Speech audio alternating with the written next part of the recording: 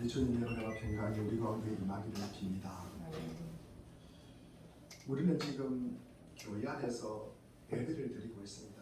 우리는 최소한 우리의 부족함과 연약함을 인정하고 사도신경으로 우리의 죄를 고백하면서 죄임을 주님 앞에 고백하며 이를 해결하는 방법은 나 자신이 아니라 하나님이 이 땅에 보내신 하나님의 아들인 예수님께서 우리를 대신하여 십자가에 죽으심으로 그 죄값을 지불하고 우리가 제사함 받고 하나님의 자녀가 되었다는 사실입니다. 그 사실은 인정하시죠? 예.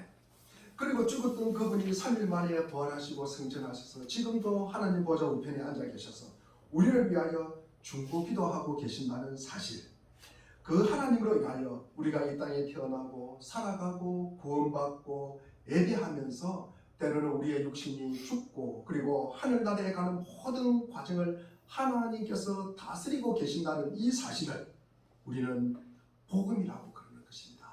그래서 이 복음을 우리는 또한 믿고 구원받은 자로서 땅 끝까지 이 복음을 전하도록 부름받은 사람들이다. 이를 우리가 뭐라고 합니까? 그리스도입니다. 그리스도입니다. 우리 모두 그리스도인이죠. 예, 그렇습니다. 그래서 이 더운 날씨에 이 자리에서 삼위일체로 표현되는 우리 성부, 성자, 성령 하나님께 우리가 예배로 이 자리에 우리가 앉아 있는 것입니다. 그런 그리스도인에게, 그런 우리들에게 왜 어려움이 있을까? 여러분, 우리가 선한 의도로 살려고 늘 몸부림치고 발버둥칩니다. 그런데 우리에게 왜 고난이 있을까? 고난이 있을까? 어떻게 하든 주의 말씀에 순종하고 주의 뜻대로 살려는 우리에게 환난이 왜 다가올까? 그렇다면 우리를 통하여 주의 복음이 증거되는 것이 방해되고 그것이 막히는 것이 아닌가? 하나님 나라 확장에 이것이 손해가 되는 것이 아닌가? 나의 개인뿐만 아니라 우리가 하나님 나라 입장에서도 엄청난 손해가 아닌가? 이런 생각을 하게 됩니다. 우리가 교회 다니면서 이 부분이 가장 고민되는 부분 중에 하나입니다. 여러분, 의심되는 또 부분 중에 하나입니다. 이 부분을 통해서 우리가 믿음에 실족하는 부분도 대부분이 이 부분 때문입니다. 그래서 나에게 다가오는 이 환난이 우리가 이해가 되고 납득이 되고 용납이 되어야 된다는 것입니다. 오늘 말씀이 그 부분을 해결할 것이라고 생각을 합니다. 우리는 산상설교 중에서 예수님께서 말씀하신 이 서기관과 바리새인보다 더 나은 이 성경 말씀을 따라서 우리가 생각하고 묵상하고 말씀을 지금 선포하고 있는 중입니다. 우리가 예수 안에서 하나님의 의는 하나님을 사랑하고 이웃을 사랑하는 것입니다.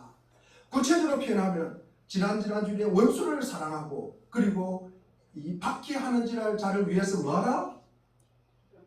기도하라. 그러면서 하나님의 온전하신 같이 너희도 온전하라고 우리에게 말씀을 하셨습니다.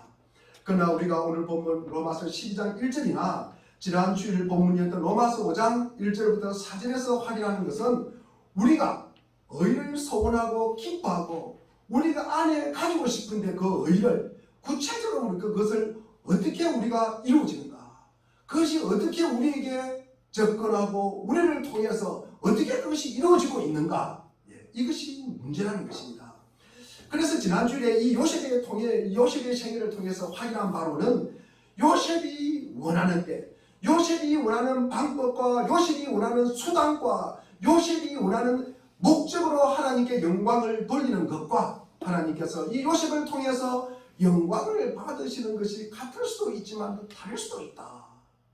다른 경우가 더 많다. 그럼 우리에게 적용해서 우리가 원하는데 우리가 원하는 수단과 목적을 가지고 우리가 주님 앞에 영광을 돌리는 것과 하나님께서 우리를 통하여 우리 각각 그리스도인 한 사람을 통해서 영광을 받으시는 것과는 다를 수가 있다는 말씀을 제가 드렸습니다. 그래서 우리는 사실은 고관대작이 되거나 많은 돈을 가진 재물이 되어서 우리 주님 앞에 영광을 돌리기를 원합니다. 그러나 주님은 그렇게 생각하지 않을 수도 있다는 거죠. 주님은 우리에게 있는 모습 그대로 우리에게 다가오라고 우리 주님은 늘 기다리고 계십니다. 지난주에 요셉을 통해서 우리가 알 수 있는 것은 우리에게 처한 상황도 우리가 원치 않았고 우리가 보기에는 실패한 것 같고 우리의 단점까지도 우리가 실수한 것까지도 마지막까지 붙잡고 가시면서 결국에는 하나님의 영광 그 승리로 이끌어 가신다는 말씀이었습니다. 하나님의 인도하심은 우리가 취한 현실보다는 훨씬 더 넓고 길고 그리고 길고 그리고 높다는 것을 확인하였습니다. 그 처한 현실이 믿음의 과정에서 환난으로 다가와요. 그게 아픔으로 다가오지만 우리는 인내하고 그리고 튼튼하게 연단받아서 실력을 쌓아가는 것입니다. 그런 그 현실이 구체적으로 어떤 식으로 일하는가를 그 환난이라는 것이 무엇인지를 이 시간에 확인하려고 합니다. 오늘 본문은 로마서 12장 1절입니다. 우리 한 번 더 읽어보겠습니다. 로마서 12장 1절입니다. 시작. 형제 자매 여러분, 그러므로 나는 자기의 자비하심을 입어 여러분에게 권합니다. 여러분의 몸을 하나님께서 기뻐하실 거룩한 산제물로 드십시오. 이것이 여러분이 드릴 합당한 예배입니다. 다시 쉽게 풀어보면은 너희 자신을 하나님이 기뻐하시는 거룩한 살아있는 제물로 드리라. 너희 몸, 너희 자신은 실제적인 우리의 몸을 포함한 전 인격을 바치는 예배라는 거죠. 이 제사라는 것입니다. 살아있는 제물은 산채로 잡아서 드리는 제물이 아니라 살아가는 제물, 살아가는 제물입니다. 그래서 살아가는 제물은 현실을 사는 삶으로 제물을 드리라는 것입니다. 내 삶이 제물이 되는 것입니다. 내 삶이. 이를 우리는 성육신이라고 말합니다. 그래서 오늘 제목을 성육신을 본받는 삶으로 삼았습니다. 하나님의 보내심으로 이 세상에 사람으로 오셨다는 게요. 사실 예수가 하나님의 아들임을 드러내는 것 가장 중요한 사건이 성육신과 부활 사건입니다. 성육신은 무한한 존재이신 하나님께서 몸을 가진 유한한 존재, 즉 인간이 되셨다는 사건입니다. 부활은 십자가에 돌아가셨던 예수님께서 3일 만에 무덤에서 일어나셨던 사건입니다. 인간이 신이 인간이 되어서 죽었다가 회생했다는 이 실화 같은 이야기가 우리 기독교의 가장 핵심적인 내용입니다. 이 성육신과 부활은 1세기 제자들로부터 우리가 21세기를 살아가는 현대인에 이르기까지 모두를 당황해 할 정도로 인간의 예력과 그 상상력의 그 한계를 너머로 우리를 갖다가 몰아가는 것이에요. 이것을 몰아가는 것입니다. 여러분, 우리가 인간의 예력과 상상력으로서는 우리가 이 성육신과 신이 인간이 되었다. 그리고 죽은 자가 부활하셨다. 이것은 도저히 우리가 이해가 되지 않는 것입니다. 이해가 안 되는 것입니다. 그런데 이것이 우리가 성령님의 도우심으로 우리가 이해가 되는 거예요. 우리가 납득이 되는 것입니다. 그래서 이 기독교 신앙의 핵심이라고 우리가 말할 수 있는 것입니다. 우리는 이런 난해하고 어려운 교훈을 어떻게 이야기합니까? 이런 골치 아픈 것, 이런 머리 아픈 것은 누가 해야 된다? 아니 목사님이 알아서 하세요. 이 신학자들이 알아서 하고 그렇게 하는 것이지 우리는 그냥 난해한 거 피하고 우리 그냥 믿기만 하겠습니다. 여러분, 그것은 옳은 자세가 아닙니다. 여러분, 우리가 그리스도를 기독교를 이해하기 위해서 이해하기 쉬운 종교를 우리가 만들 수는 있겠지만 우리가 이것을 해결하지 않고는 기독교의 본질을 우리가 파악할 수도 없고 설명할 수도 없고 불가능합니다. 여러분, 이것이 우리가 납득이 안 되고 이해가 안 되는데 여러분, 이게 머리로 이해가 안 돼요. 그런데 어떻게 이것이 우리가 손발이 움직이겠어요? 머리로 이해가 안 되는데 마음이 가겠습니까? 머리로 이해가 안 되는데 마음이 와닿지 않는데 우리 손발이 움직이겠습니까? 여러분, 우리 입이 움직이겠습니까? 이게 천만의 만만의 말씀입니다. 문제는 이 환난이 누구에게나 닥치는 것인데 이게 납득이 안 되면은 나는 당하는 환난인데 왜 내가 교회 다니는데 나에게만 이 환난이 오지? 그러면 우리 이 믿음이 우리를 갖다가 실족하게 한다는 거죠. 실족하게 하는 것입니다. 기독교 신앙은 예수님께서 이 땅에 오신 것 자체가 낮아짐이시잖아요. 우리가 신학적으로 비하라고 이야기합니다. 비하. 우리가 부활을 뭐라고 합니까? 부활을 성휘라고 합니다. 우리가 하나님이 신이 인간이 되었다. 낮아지셨다는 거죠. 이거를 비하, 성기는 높아지셨다. 이거를 부활이라고 우리가 이야기를 합니다. 그리스도교를 믿고 따르는 우리에게 이 어려움이 다가오는 것, 이것을 우리는 환난이라고 이야기해요. 그래서 우리가 믿음으로 살면서 다가오는 환난, 우리가 늘 피하고 싶은 것이 이 환난입니다. 지난주에 우리는 로마서 5장에서 환난은 인내를, 인내는 연단을, 연단은 소망을 이루는 줄로 압니다. 그러면서 환난 중에도 뭐하라? 환난 중에도 뭐하라? 즐거워하라. 환난 중에도 즐거워하라고 하였습니다. 이 환난을 우리가 면제받거나 이 환난을 우리가 피하거나 우회하거나 그리고 우리가 쉽게 넘어가는 것이라고 우리가 기대는 하지만 고린도서 우리가 1장에 보면은 사도 바울은 신앙의 실제적인 성숙은 여기 있다고 우리에게 말하고 있습니다. 우리 고린도후서 우리 1장 4절 말씀을 우리가 한번 읽어보겠습니다. 1장 4절입니다. 시작.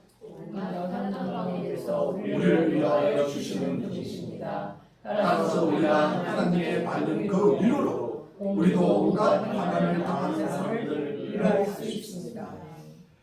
모든 사람에게 환난을 오는 거예요. 그런데 왜 이 환난을 당하게 하느냐? 우리가 환난을 당했기 때문에 환난 당한 사람을 뭐 할 수 있다? 위로할 수 있다는 것입니다. 우리가 이 환난을 당해보지 않으면요, 여러분, 내가 당해보지 않으면 여러분 위로할 수 없어요. 그거 모릅니다, 여러분. 여러분, 그 사실 여러분 아프지 않고는 아파한 사람을 잘 이해할 수가 있겠습니까?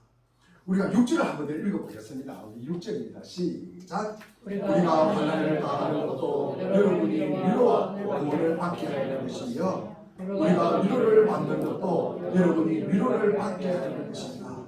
여러분은 이 위로로 우리가 당하는 것과 똑같은 고난을 견뎌내십시오. 그래서 우리가 이 고난을, 환난을 견뎌내야 하는 것입니다. 사도 바울이 고린도 교회 교인들에게 준 편지인데 서두 내용에 이 고난과 환난은 성도들의 신앙 현실에 당연한 것으로 여겨진다는 거죠. 이 고난과 환난은 일상이라는 말씀을 우리에게 하고 있는 것입니다. 여러분, 우리가 신앙이 좋으면 이 고난이 피해가고 우리가 신앙이 별로 안 좋으면 이 고난이 닥치는 것처럼 우리는 그렇게 이해하고 받아들입니다. 그래서 주위에 환난이 있어요. 어려움이 있어요. 그러면 굉장히 불쌍히 여겨요. 그러면서 마음속에 무슨 생각합니까? 믿음 생활 똑바로 하지.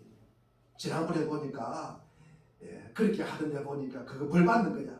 여러분, 그런 이야기하면 절대로 안 됩니다. 여러분, 그것은 성경적인 설명과 전혀 다른 것입니다. 환난과 고난은요, 오히려 믿는 사람에게 더 많이 오는 게 여러분. 그런데 내가 믿음이 없어서 환난이 온다. 여러분, 절대 그런 생각을 가지면 안 되는 것입니다. 너희가 받는 환난은 당연한 것이고 우리도 환난을 받고 있다고 얘기를 하면서 7절과 9절에 다음과 같이 이야기하고 있습니다. 우리 7절 한번 읽어보겠습니다. 시작. 우리가 여러분에게 그런 희망을 든든합니다. 여러분이 고난에 동참하는 것과 같이 위로에도 동참하고 있음을 우리는 알고 있습니다. 형제자매 여러분, 우리가 아시아에 당한 환난을 여러분이 알기를 바랍니다. 우리는 힘들게 너무 짓눌려서 마침내 살 희망마저 잃을 지경에 이르렀습니다. 우리는 이미 죽음을 선고받은 몸이라 느꼈습니다. 그렇게 된 것은 우리 자신을 의지하지 않고 죽은 사람을 살리신 하나님을 의지하기 위함이었습니다. 여러분, 너희가 받는 환난인 성도 모두가 당하는 당연한 현실이라거든요. 내가 너희를 위로하는 것은 나는 환난에서 면제되거나 넘어섰기 때문이 아니라 동일한 환난을 당한 자이기 때문에 위로할 자격이 있다는 것입니다. 이 세상에서 누가 환난을 가장 많이 당했습니까? 여러분, 예수 그리스도만큼 환난을 당한 분이 있어요, 없어요? 예수님이 가장 많은 환난을 당했어요. 왜? 우리를 갖다가 위로하기 위함이라는 말씀을 오늘 우리에게 하고 있는 것입니다. 여러분, 사도 바울이 말합니다. 이 당하는 환난이 어느 정도였냐? 이 사도 바울의 고백입니다. 사실 8절에 보니까 뭐라고 이야기했습니까? 살 희망마저 잃을 지경, 그 지경까지 환난을 당했다는 거예요. 이제 죽었구나. 이제 죽는구나. 죽음에 직면한 자리까지 환난을 당했다는 것입니다. 이것이 우리에게 환난이 당연한 것이고 환난을 당함으로써 당한 자를 위로할 수 있다는 이 자격과 조건을 넘어서 환난이라는 것은 너무 일상적이다. 환난이라는 것은 너무나 당연한 것이다. 그 말씀을 우리에게 거듭거듭 이야기하고 있다는 말씀입니다. 모든 성도에게는 성공적인 신앙생활을 하는 자에게는 환난이 없고, 그리고 실패한 신앙인에게는 오는 것이 환난이라고 우리가 잘못 이게 그런 생각을 가지고 있으면 우리가 그 잘잘못을 따져봐야 되잖아요. 그래서 아니 그러면 우리가 환난을 피해가는 게 좋지 않습니까? 그죠? 어떻게 하든지 환난을 피해가는 게 좋다는 거죠. 그렇지 않다는 말씀을 이야기하면서 환난이 어느 성도나 당하는 현실이고 신앙 인생의 과정이라는 거예요, 여러분. 우리가 믿음 생활하는 과정이라는 말씀입니다. 환난이 그래서 무엇이며 어떤 의미며 그리고 그 환난이 어떤 목적이 있는지를 우리 모두에게 주는 환난이라면 그 목적이 무엇인지를 우리가 반드시 알아봐야 된다는 것입니다. 우리는 기독교 신앙이 힘든 현실을 모면하고 그리고 이 환난을 갖다가 해결하는 방법이라고 제일 먼저 우리가 기대합니다. 그래서 우리가 뭐라고 이야기합니까? 예수 믿으면 우리가 교회 다니면 만사 형통한다고 우리가 그렇게 이야기해요. 힘들고 어려운 사람이 있으면 교회 와봐. 그러면 해결돼. 우리가 늘 쉽게 이야기합니다. 전도할 때 그런 이야기를 합니다. 어려운 일이 있으면 교회 와봐. 물론 궁극적으로 결과적으로는 해결이 됩니다. 그러나 당장 와서는 그것이 아닐 수 있다는 생각을 하게 된다는 말씀입니다. 오히려 일반인들보다도 우리가 더 환난을 일반인이 당하는 그 환난보다도 그 고난, 갈등, 절망, 그 실패보다도 더 어려움을 당하는 경우가 있다는 말씀이에요. 왜 그런가를 자 확인하려고 합니다. 오늘 본문을 통해서 확인하는 은혜의 시간이 되기를 바랍니다. 그 첫 번째 이유가 뭘까? 우리는 대부분이 이 신앙은 우리가 하나님을 알고 그 현실에 안주하기를 바랍니다. 안주하기를 바랍니다. 내가 교회 다니면 내가 어떤 편안함이 있을까? 내가 교회 다니면 어떤 목적을 이룰까? 내가 어떤 높은 자리에 올라갈까? 어떻게 내가 부자가 될까? 어떻게 내가 편하게 살까? 어떻게 내가 그런 걱정부터 먼저 합니다. 그런 기대를 먼저 한다는 거죠. 걱정보다는. 그런데 우리는 뭡니까? 하나님의 목표하심을 하나님이 나를 갖다가 교회에 오게 한 것은 무엇일까? 하나님이 왜 나를 갖다가 교회에 오게 했을까? 하나님이 나를 교회에 발을 디디게 한 그 목적이 뭔가? 우리가 그것을 알고 깨닫고 애쓰는 것보다는 어떻게 하면 고통을 면하고 환난을 면하고 그리고 그 고통의 문제를 어떻게 쉽게 우리가 넘어갈 것인가? 여기에 우리가 집중하고 있기 때문이라는 것입니다. 성경은 그렇게 쉽게 우리를 내버려 두지 않습니다. 그래서 환난을 통해서 하나님의 인간의 가치와 의미와 또는 그 목표가 우리의 기대보다는 무한히 높구나. 우리가 이해할 수 없을 정도로 그것이 높고 넓다는 것을 확인시켜 주는 것입니다. 쉬운 답으로 우리가 답을 우리가 얻으려고 하지 마십시오.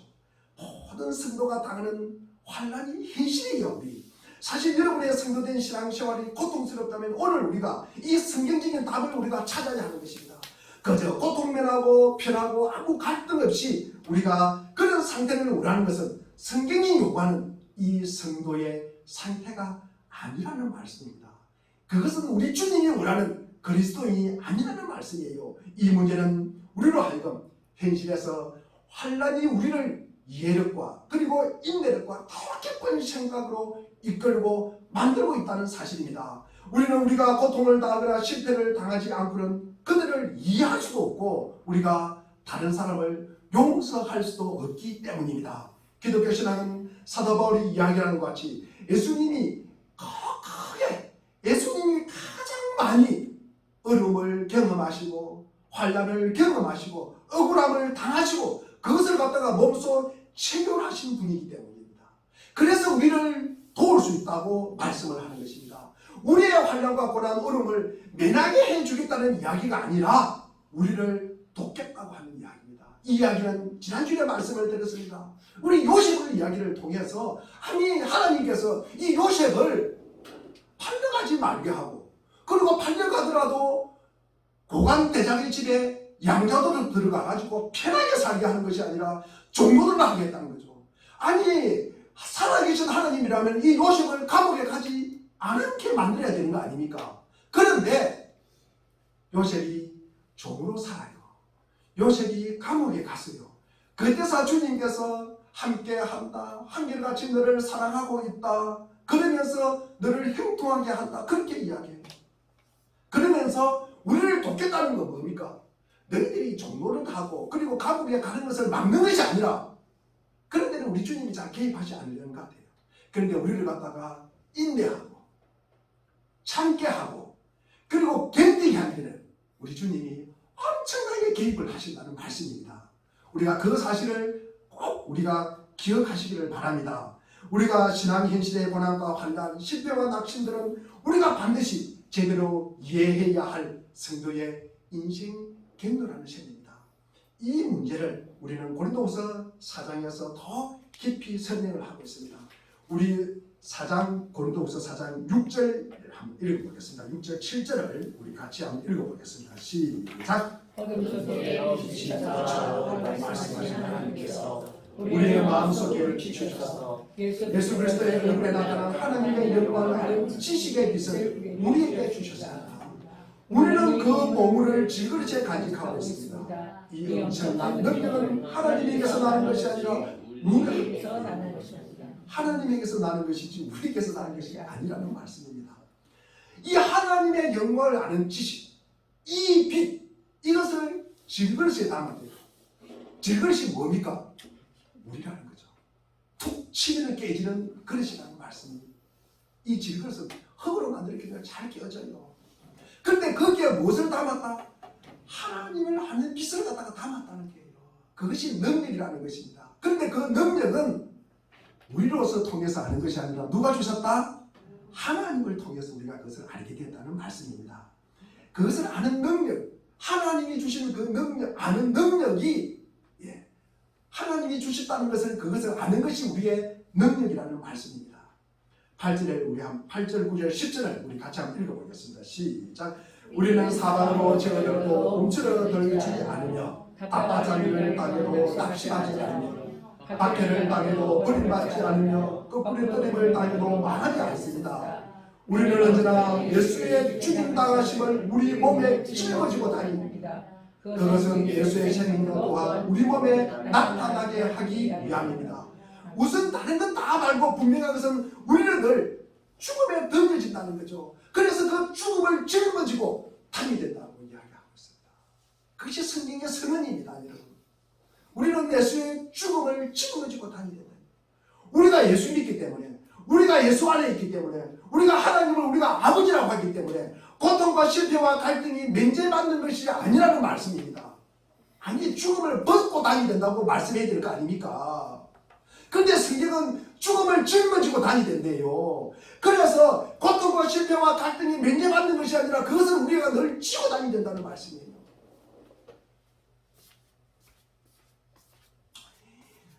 우리는 여기서 있는 대로 우리가 우겨쌈을 당하고 답답한 일을 당하고 그리고 박해를 받고 끝부림을 당하는 현실을 우리는 살아야 하는 것입니다. 그러나 우리가 다른 것이 있다면은 똑같이 고난받고 환난받고 그리고 갈등 속에 있고 실패한 삶을 살지만도 우리 속에는 뭐가 있습니까? 예수를 모시고 있다는 사실이에요. 그것이 우리 6절에서 말한 바와 같이 이 창조의 능력으로 허락된 것이랍니다. 창조의 능력. 여러분 창조의 능력이라는 것이 어두운데 빛이 비추라 말씀하셨던 그 하나님이 예수 그리스도의 얼굴에 있는 하나님의 영광의 빛을 우리 마음속에 비추셨다. 이것이 창조예요. 여러분 이것을 아는 것이 창조의 능력이라는 것입니다. 어둠에서 빛으로 여러분 우리를 갖다가 옮겼다는 거예요. 어둠에서 빛을 갖다가 우리에게 비춰준다는 거예요. 이게 우리가 예수를 갖다가 모시고 있다는 사실입니다. 우리가 가진 신앙, 예수를 믿는 신앙, 예수 안에 있는 이 구원, 이것이 하나님의 창조의 능력으로 허락된 것이라는 말씀입니다. 그러나 우리가 예수를 소유하고 있고 예수 안에 있는 하나님의 창조의 능력으로 우리가 하나님의 백성으로 부르심을 받았다. 우리가 그리스도인으로 살아간다. 그러면서 우리가 혹독한 현실을 면제받고 있지 않다는 이야기를 거듭거듭 우리에게 말씀하고 있는 내용입니다. 그럼 왜 이런 길을 요구하실까? 이런 길을 왜 요구하실까? 좀 피해가고 편하게 살면 안 될까? 지금 본문대로 하자면 7절에서 보는 바와 같이 우리가 이 법의를 질그릇에 가졌으니 심히 큰 능력은 하나님께 있고 우리에게 있지 아니함을 알게 하려 합니다. 우리가 이 땅에 살아가면서 모든 것을 우리가 해결한다. 그럼 하나님 필요 없습니다. 내가 다 아는데, 내가 능력이 있는데, 내가 등 따시고 배부른데 주님 필요 없습니다. 그러나 그런 목적으로 쓰인 것이 아니라 인간이라는 존재의 구원 목표는 인간이 원래 소원했고, 그리고 또 할 수 있는 상상과 능력보다도 훨씬 큰 목표 안에 우리는 살아가고 있다는 말씀이에요. 우리가 그 사실을 모르고 있다는 말씀입니다. 능력이 심익한 것은 하나님께 있고 우리에게 있지 않습니다. 이로 인해서 우리가 예수 믿으면서 현실 속에서 가장 갈등하는 바가 이것이라는 거죠. 우리는 그 과정에 있고 우리는 그 부분적으로 살아가기 때문에 이 큰 우리 뜻을 갖다가 모르고 있다는 사실. 왜 내가 아플까? 왜 내게 평안이 없을까? 왜 주님 내가 기도해도 답이 없을까? 내가 몇 년째 지금 기도하고 있는데 왜 답이 없을까? 내가 주님 앞에서 내가 겸손하게 살려고 노력합니다. 내가 많은 건 바라지 않습니다. 그냥 남에게 손 벌리지 않고 내가 살아가고, 내가 우리 가족들 등 조금 그냥 화목하게 사는 정도, 그 정도 내가 바라는데 왜 그거 우리 하나님이 해결해 주지 않습니까? 왜 그거 해결해 주지 않습니까? 여러분, 이런 문제에 대해서는 여러분 하나님이 절대 타협하지 않습니다. 왜냐하면 우리가 세상적인 표현으로 하면은 하나님이 우리를 갖다가 훌륭한 사람으로 만들기로 작정했기 때문입니다. 여러분, 지난번에도 제가 말씀을 드렸지만 다른 말로 표현하면은 하나님의 사랑의 상대가 되도록 우리를 갖다가 끌어올리는 거예요. 그 방법은 여러분 환난입니다. 여러분. 환난을 통해 맞서만이 우리 하나님의 사랑을 알 수 있다는 거예요. 그러니 우리가 쉽게 살 생각하지 마시기를 바랍니다. 우리가 쉽게 살 생각을 하고 있다면 우리는 끊임없이 하나님이 우리를 구원하기 위해서 자기 하나밖에 없는 아들을 갖다가 보내셨다, 십자가에 못 박히게 했다, 그 사실을 우리는 절대로 이해할 수 없습니다. 그 사실을 이해하고 그 엄청난 그 무게를 우리가 감당하라고 하는 것이에요. 여러분, 우리가 환난조차도 피하고 싶은데, 우리가 피 한 방울도 내가 흘리는 거 아까워하는데, 누가 여러분 나를 위해서 죽을 사람이 누가 있습니까? 여러분, 이것이 우리가 가지는 신앙 현실에서 가장 큰 오해입니다. 여러분. 그런데 이 문제는 우리에게 주어진 현실을 살아서 죽음까지 요구하는데 참 무서움이 있다는 말씀이에요. 여러분, 현실적인 어려움을 감수하는데 얼마만큼 우리가 감수하면 보상을 주는 것이 아니라 죽음을 맞이하는 자리까지, 죽음을 각오하는 자리까지 현실을 살아내라고 이야기하십니다. 여러분, 그렇게 해야만 우리 안에 법인 예수가 누구인가 알게 된다는 말씀이에요. 예수 안에서 우리를 부르신 이 복음의 진정한 가치가 무엇인지를 드러난다는 말씀입니다. 참으로 놀랍습니다. 우리에게도 이 문제가 이해가 안 됩니다. 여러분, 이 문제가 우리는 죽을 때까지 우리는 이 문제가 긴가민가하면서 살아가는 거예요. 내가 이 문제를 확실히 이해했다, 여러분, 없습니다. 그것은 우리가 성화가 되어야 100% 이해하는 것입니다. 우리가 능력이 있고, 여러분의 의지력이 있고, 우리가 책임감이 있고, 우리가 실력이 있어요, 우리가 지위가 있어요. 하나님이 그것이 있어야 우리가 하나님이 누구시고 우리가 믿는 복음의 내용이 신빙성 있는 증거가 된다고 우리는 이야기하고 있어요. 우리는 세상에서 똑똑하고, 우리는 세상에서 바하나 돈 많고, 우리가 세상에 책임감이 있고 지위가 있고, 그래야 하나님이 살아계신다는 것을 갖다 우리는 증거하는 그것이 아닌가. 여러분, 지난 수요일 때 무슨 말씀을 전했습니까? 요한복음 몇 장이었습니까? 6장이죠. 6장. 요한복음 6장 첫머리에 어떤 내용이 나옵니까? 오병이의 기적이 나옵니다. 그리고 6장 14절과 15절에 보면은 오병이의 기적 이후에 사람들이 약속이라도 했듯이 예수님을 무엇으로 옹립하라고 했습니까? 왕으로 옹립하라고 했습니다. 그때 예수님께서 어떻게 하셨습니까? 네. 다시 혼자 어디로 갔습니까? 산으로 갔다는 거죠. 산으로 뭐하러 갔습니까? 기도하러 갔다는 말씀이죠. 여러분, 우리가 생각하기는 예수님이 왕이 되어가지고 이스라엘을 갖다가 왕이 됐을 때 경제적으로 독립도 하고 로마 식민지로부터 해방도 되고 그리고 우리가 잘 먹고 잘 살고 그것이 하나님 나라가 훨씬 더 확장되는 것이 쉽다고 아마 우리는 느낄 것입니다. 그러나 예수님은 그렇게 생각하지 않아요. 그래서 다시 혼자 산으로 기도하러 가시는 거예요. 그 세상의 유혹을 뿌리치려고. 우리는요, 예수님은 그 사실을 아는 거죠. 하나님도 그 사실을 아는 거죠. 예수님께서 십자가에 죽으심으로 그 복음이 땅끝까지 증거되는 거예요. 그 당시 아마 왕이 됐더라면 이스라엘만 아마 복음이 증거됐을 거예요. 모든 인류를 구원하기 위해서 예수님이 십자가에 돌아가셨다는 사실입니다. 그래서 우리는 신앙 현실 속에서 무엇을 각오해야 되냐? 우리 10절에서 본 것과 마찬가지로 우리가 항상 예수의 죽음을 몸에 짊어져야 하는 것입니다. 예수가 이 땅에 오셔서 죄인들의 손에 의해서 죽음으로 끝난 인생을 살았습니다. 부활의 생명을 주시기 위해서 죽으셨습니다. 이 세상에 예수님에게 강요한 것은 죽음이에요. 우리도 그 죽음의 길을 걸어야 하는 것입니다. 그래서 오늘 로마서 12장 1절 말씀과 같이 우리의 몸으로 우리의 삶으로 그 죽음을 감수해야 한다는 것입니다. 이것이 얼마나 어려운 요구인지 아시겠습니까?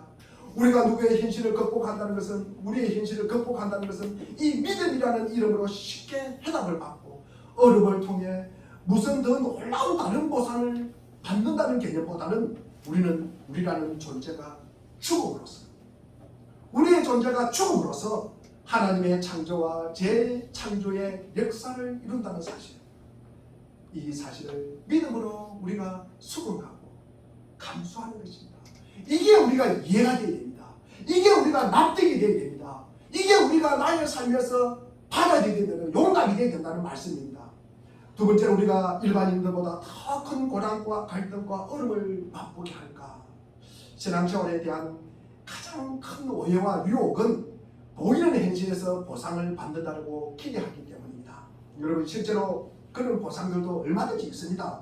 하나님이 우리와 관계를 갖다가 확인시키고 그리고 우리 인생에 얼마나 하나님께 중요하며 하나님의 지혜와 약속 속에서 움직이는 것인가를 확인시키는 차원에서 얼마든지 현실적인 답을 주십니다. 여러분 기도하면 나아요. 여러분 그런 모습을 우리는 돌찾고 목도합니다. 예수님의 생애도 보았고 우리가 교회사 속에서도 일어나는 사건 속에서도 우리는 확인할 수가 있습니다. 고칠 수 없는 병이 나았다든지 해결할 수 없는 문제가 기적적으로 해결된 일들을 우리는 늘 일상 보아왔습니다. 그러나 결국 그것으로 끝나지 않고 다시 고난의 생애를 살도록 부름을 받습니다. 여러분 우리가 한번 보상을 받고 나면은 우리가 한번 고침을 받다 그래도 아프지 않아요. 더 이상 아프지 않습니까? 또 시간이 지나면 아파요. 여러분 한번 우리가 겨울을 갖다가 되어서 우리가 겨울이 되어도 우리가 한번 나음을 받고 우리가 한번 보상을 받았다 그래가지고 겨울이 되어도 춥지 않습니까? 여름이 되어도 땀나지 않습니까? 우리가 그런 인생을 사는 사람은 이 땅에 아무도 없습니다. 여러분 아무도 없습니다. 이 현실 속에서 우리에게 요구하는 각자의 삶을 감당해야 되는 것입니다. 그 인생을 수긍하고 순종해야 하는 것입니다. 아무리 잘해도 별로 편하는 것도 없어요. 아무리 도망가려 해도 도망갈 수가 없어요. 반복되고 끈질긴 도전이요 시험이에요. 그 삶을 우리는 살아내야 하는 것입니다. 우리 사랑하는 물된 동산교회 교회 여러분, 여러분이 여러분의 삶을 납득하고 이해하고 수긍하여서 여러분이라는 존재가 시간과 공간이라는 속에서 이 창조 세계 속에서 또 현실이라는 조건과 환경으로 여러분에게 도전해 오는 것들에 대해서 여러분 어떻게 하실 것입니까? 여러분은 여러분의 몸과 마음으로 실체를 가지고 우리가 구체적인 반응을 하면서 대응을 하는 것입니다. 내가 전혀 예상하지 못했던 거, 그 환란이 내게 지금 다가온다 그러면 나는 전 인격적으로 이것을 부딪혀야 되는 것입니다. 절대 피하면 안 되는 것입니다. 여러분이 도망가지 않았고 지금까지 도망가지 않았고 부딪혀왔고 우리가 질것이라는 사실도 알기 때문에 여러분의 존재를 우리는 삶으로 우리가 구체화시켜야 되는 것입니다. 부딪혀야 우리가 구체화시킬 수 있다는 거죠. 우리가 남의 이야기를 들어서 내가 아는 것이 아니라 내가 실제로 그 환란을 가지고 부딪혀오는 환란을 부딪혀야 내가 그 사실을 갖다가 알게 된다는 거예요. 그게 우리의 믿음이 자라는 거고 그것이 우리의 실력이 쌓아가는 것입니다. 여러분 우리가 많이 울고 여러분 분노하십시오. 여러분 슬퍼하십시오. 여러분 안타까워하셔야 되는 것입니다. 여러분 한숨 짓고 해야 하는 것입니다. 그때만 하나님 예수 그리스도를 여러분이라는 존재 속에서 보배로서 그것이 빛을 갖다가 발할 수 있는 거예요. 여러분이 여러분의 인생을 감수하시면 예수님이라는 존재와 예수님으로 말미암아 이 허락된 구원의 빛을 발할 수가 있는 거예요. 그렇지 않을 때 예수님이 우리의 삶의 현장에 임재하실 때 여러분 어떤 매체가 되겠습니까? 우리가 어떤 전달 역할을 할 수가 있는 것입니까? 예수님께서 나에게 오셨어요. 예수님이 나에게 오셔가지고 나를 위해서 십자가에 죽었다는 이 사실이 내 마음에 확 다가왔어요. 이것이 믿어졌어요. 그러면 여러분 나는 어떻게 변화되었습니까? 이 변화된 나는 내 이웃에게, 내 옆에 있는 사람에게, 내 가까이 있는 사람에게 여러분 어떤 영향을 미칩니까? 그것이 없다 그러면 여러분 예수와 안 만난 것입니다. 여러분. 예수님이 나를 위해서 십자가에 돌아가셨다. 그거 안 믿는 것입니다. 입으로만 하는 것입니다. 여러분. 예수님은요 이 땅에 오셨을 때 우리 요한복음 1장 14절에 보면은 말씀이 육신이 되어 우리 가운데 거하시며 우리가 그의 영광을 보니 아버지의 독생자의 영광이 은혜와 진리가 뭐하더라? 충만하더라 그랬어요. 충만하더라. 예수가 육신이 돼서 이 땅에 오셨으니까 그게 영광이에요. 그리고 은혜와 진리가 이 땅에 충만하더라고 말씀을 하셨습니다. 우리가 그리스도인으로서 우리가 예수 믿고 살아간다는 것이 다른 사람에게 무슨 매체가 돼요, 여러분? 무슨 연결고리가 됩니까? 무슨 전달 역할을 하고 있습니까? 내 혼자 잘 먹고 잘 살라고 주신 것 이웃에게 자랑하라고 여러분 하나님이 주셨습니까? 우리는 예수와 같은 방식으로 우리의 삶을 수용해야 하는 것입니다. 이것이 행실이 가지는 가장 중요한 긍정적인 의미예요, 여러분. 하나님이 우리를 공고한 세계 속에, 생애 속에 살게 하는 여러분 이유입니다, 여러분. 이유입니다. 다른 사람 아픔, 다른 사람 환난, 그거 좀 하려고. 여러분, 우리를 이 삶을 통해서 그래야만 하나님의 영광이 드러나는 거예요, 여러분. 내가 내 원망이나 불평하지 말고 그 삶을 수용하고 그리고 순종함으로써 나라는 존재가 현실 속에서 하나의 자리를 잡는 게요, 여러분. 그 자리에 예수님이 오시는 게요, 여러분. 예수님이 임하시는 게요. 예수 그리스도의 빛을 나타나실 자리를 얻게 한다는 거예요, 여러분. 그 자리가 여러분 그 자리 잡는 것이 뭐예요, 여러분? 그 자리 잡는 것이 무엇이라고 내가 지금 침을 튀기면서 이야기하고 있습니까? 그 자리에서 내가 뭐 하는 것이다? 내가 죽는 것이다. 내가 죽는 것이다. 그것이 예수님의 영광을 드러내는 자리를 갖다가 잡는 것이다. 오늘 본문에서도 우리가 예배하는 것은 우리 자신을 산재물로 드리라고 해요. 산재물. 여러분, 재물로 드리라고 했습니다. 여러분, 재물이 뭔지 아시죠? 여러분, 우리 고린도서 4장 우리 11절과 12절에 더 구체적으로 이야기하고 있어요. 우리 살아있는 자가 항상 예수를 인하여 죽음에 넘겨지만 예수의 생명이 또한 우리 죽을 육체에 나타나게 하려 합니다. 그런즉 사망은 우리 안에서 역사하고 생명은 너희 안에 역사하느니라. 예수의 생명이 나의 죽음을 통해서 거기에 예수의 생명이 드러나는 거예요, 여러분. 나의 죽음을 통해서 이 나의 사망 가운데 그거 통해서 활발하게 움직이 나게 돼요. 거기에 뭡니까? 여러분의 다른 사람의 생명이 거기서 싹을 튼다는 말씀이에요. 내가 죽음으로써 다른 사람이 거기에 생명이 싹을 튼다는 말씀이에요. 우리는 죽음으로 내모는 현실 속에 살아갑니다. 그 현실의 도전과 그 현실이 끌고 가는 힘에 우리는 반응을 하는 거예요. 어떻게 반응하느냐에 따라서 믿음의 차이가 나는 거예요. 수용하느냐 거절하느냐에 따라서 우리의 믿음의 차이가 나는 것입니다.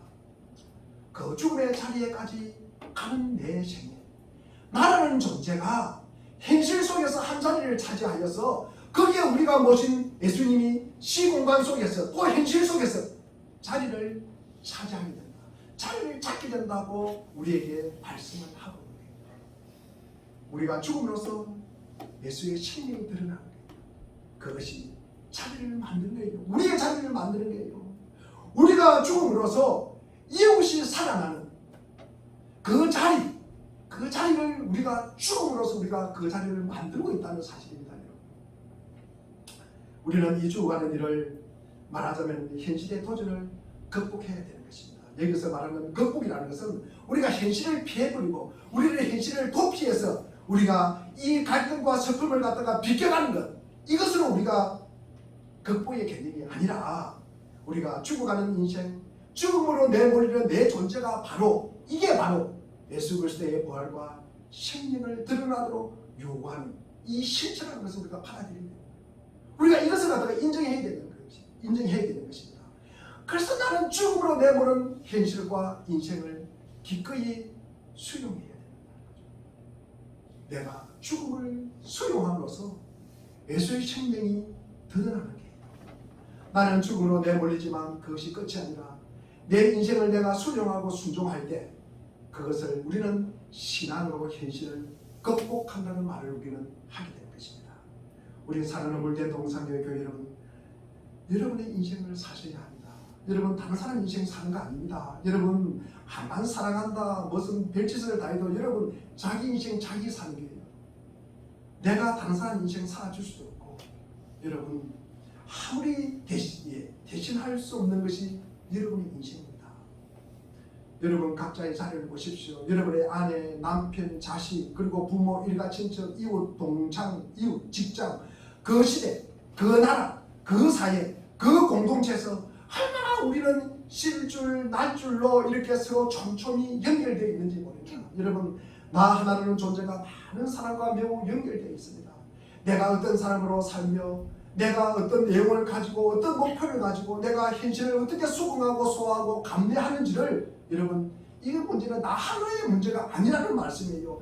나 하나의 존재를 통해서 전 인류가 연결되어 있다는 말씀입니다. 여러분 잘 아시는 나비 효과 아시죠? 여러분 나비가 날개짓을 하는데 미국에서 나비 하나가 날개짓 했는데 그것이 대서양 태평양을 건너서 여러분 한반도까지 태풍으로 온다는 거 아닙니까? 여러분 나 하나의 존재가 그렇게 크다는 말씀이에요. 여러분 우리는 우리가 나비에 불과하다고 있기 때문에 불과할 수 있기 때문에 태풍을 만드는 줄 몰라요. 여러분 그 사실을 성경은 우리에게 알게 하고 깨닫게 하고 그리고 알아라고 우리에게 말씀하는 것입니다. 우리 그리스도인들은 처음에는 현실적으로 굉장히 실존적으로 우리가 신앙생활을 시작합니다. 수예배 때 말씀드린 것과 마찬가지로 우리 한나 아시죠? 한나가 왜 기도했습니까? 왜 물고 기도했습니까? 아들 달라고 기도했잖아요. 아들 달라고 기도했습니다. 여러분 내 필요를 공급받기 위해서 기도합니다. 그런데 우리가 교회를 다니고 내가 기도하다 보니까 이 예수님을 만나고 보니까 이 십자가의 부활 그리고 영생을 알게 되는 감격이 있었다는 거죠. 그러다 보니까 한나가 사무엘을 갖다가 하나님께 드리는 거예요. 원래는 자기 자식으로 달라고 그랬는데 하나님의 자녀로 드려버리는 거예요. 우리도 마찬가지입니다. 우리가 믿음 생활을 해요. 그런데 우리가 믿음 생활하면서 우리 구원과 천국의 확신만으로 우리에게 쉬운 답을 찾을 수 없는 갖가지의 경우 그런 현실에 우리는 늘 마주합니다. 그런 환난을 맞이한다는 거죠. 그래서 우리 인생과 인류 역사가 시간 속에서 진행되는 과정이기 때문에 그렇습니다. 그것이 오늘의 본문에 이야기한 그러므로 나의 사랑하는 자들아 하나님의 자비하심으로 너희를 그라노니 너희 몸을 하나님이 기뻐하시는 산책물로 드리라. 이는 너희가 드릴 영적 예배니라 합당한 예배니라. 우리가 8월 12일과 13일에 있는 여름 성경학교 주제가 고람대오예요. 고람대오. 하나님 앞에서 예배해요. 이 말씀이 주제 말씀입니다. 로마서 10장 1절과 우리 로마서 50장 5절 말씀, 우리 50장 5절 말씀 한번 찾아가 읽겠습니다. 우리 그럼 제가 읽겠습니다. 시편 50편 5절 말씀 이르시되 나의 성도들을 내 앞에 모으라. 그들은 제사로 나와 언약한 이들이니라 라고 하시도다. 나의 성도는 제사로 그리고 예배로 나와 언약을 맺은 사람이다. 나와 언약을 맺은 사람이다. 그래서 불러 모으는 게요. 나와 자를 맺지 않는 사람은 불러먹을 필요가 없는 거 아닙니까 여러분? 이러한 표현은 하나님께서 친히 그들의 하나님이 되시고 그들은 하나님의 백성이 되었음을 말하고 하나님께서는 온 세상의 주인이시고 공의로 만물을 다스리시고 마지막 때 심판의 주로 오심을 갖다가 우리에게 보여주고 있는 것입니다. 성도 즉 하나님께서 구원하여 주시고 예배자로 불러주셨음을 보여주는 것입니다. 출애굽기 15장 우리 19장 5절과 6절에 보면은 너희는 모든 민족 중에서 내 소유가 되겠고 너희가 내게 대하여 제사장 나라가 되며 거룩한 백성이 되리라. 이것이 우리 신약시대에 와서는 베드로전서 1장 9절입니다.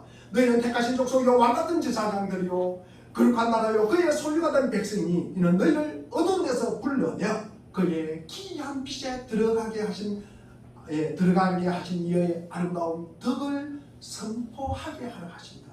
우리는 이런 하나님의 백성이에요. 하나님의 백성입니다. 그러면 우리가 이런 하나님의 백성이라면 우리가 빌립보서 4장에서 이야기하는 이 사도 바울의 고백이 무슨 뜻인지를 우리는 알게 될 것입니다. 우리 사도 빌립보서 4장 11절, 12절, 13절 말씀을 우리가 한번 읽어보겠습니다. 시작. 내가 궁핍해서 이렇게 말하는 것이 아니라 나는 어떤 처지에서도 서로 만족하는 법을 배웠습니다.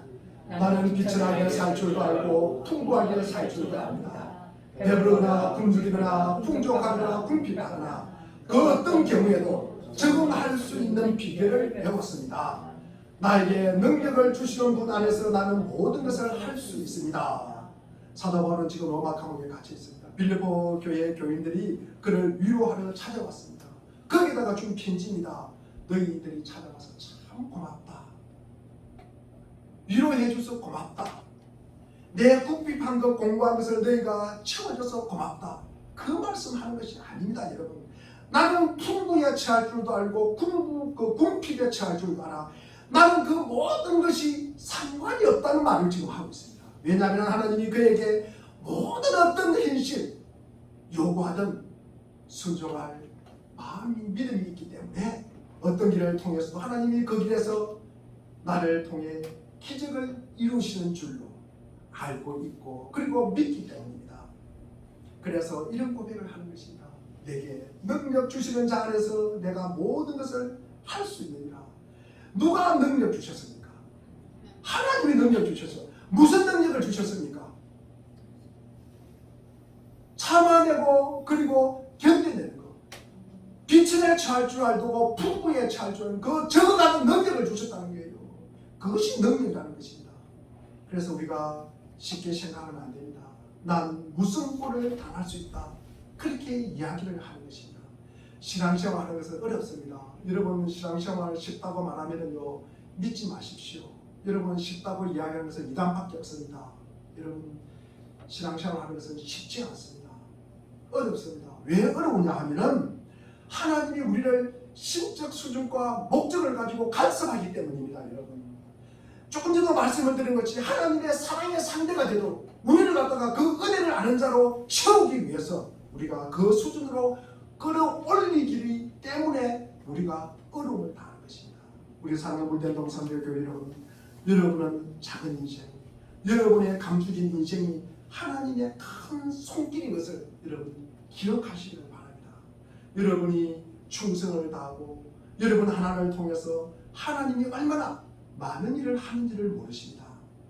여러분 자신에게 하나님이 그 높고 놀라운 깊은 뜻을 알리시고 채우실 것입니다. 각자의 삶을 하나님의 사랑으로 충성하시고 극복하시고 그리고 인내하시고 순종하는 삶을 승리를 통해서 우리가 오늘 말씀을 우리가 가지는 귀한 역사가 우리 삶 속에 있기를 주의 이름으로 축원드립니다. 기도하겠습니다. 하나님 아버지